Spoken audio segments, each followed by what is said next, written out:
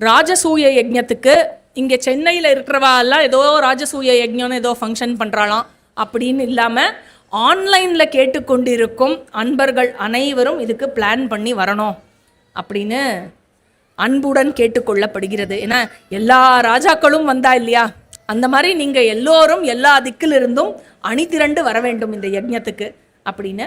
அப்புறம் ராஜசூய யஜ்ஞத்துக்கு யாரெல்லாம் அட்டென்ட் பண்ண போறேன் அப்படின்னு உங்களுக்கு சீட்டிங் அரேஞ்ச்மெண்ட்டும் ஃபுட்டு ஏற்பாடு மற்ற விஷயங்கள்லாம் செய்யறதுக்கு அந்த வியவஸ்தாவை முன்னிட்டு ஒரு கூகுள் ஃபார்ம் அமைச்சிருக்கு.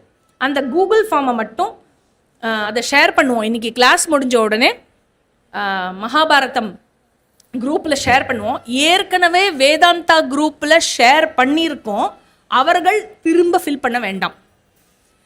இதுவரை அந்த ஃபார்மை ஃபில் பண்ணாதவர்கள் ஃபேமிலிக்கு ஒருத்தர் ஃபில் பண்ணால் போதும்.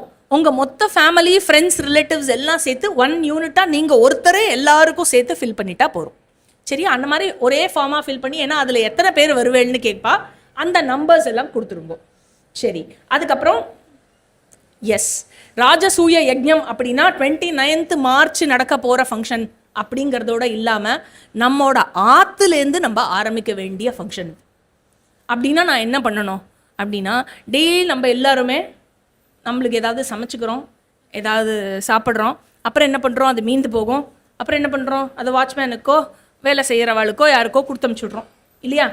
ஸோ ஃபுட்டை வேஸ்ட் பண்ணாமல் கூடுமான மட்டும் நம்ம பார்த்துட்டு இருக்கோம். Very good.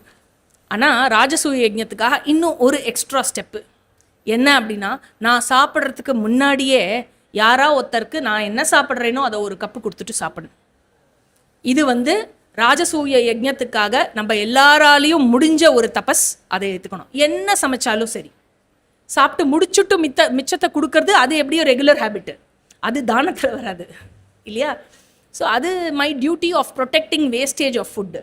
ஆனால் தானம்ங்கிறது என்னென்னா, எனக்குன்னு வச்சுக்கிறதுக்கு முன்னாடி நான் கொடுக்கறது, அது தானத்தில் வரும். யாரா ஒருத்தருக்கு அவருடைய பசிக்கு கொஞ்சமானு கொடுத்துட்டு அதுக்கப்புறம் நம்ம சாப்பிட்றது. அடுத்த மகாபாரத வகுப்பு 26th மார்ச்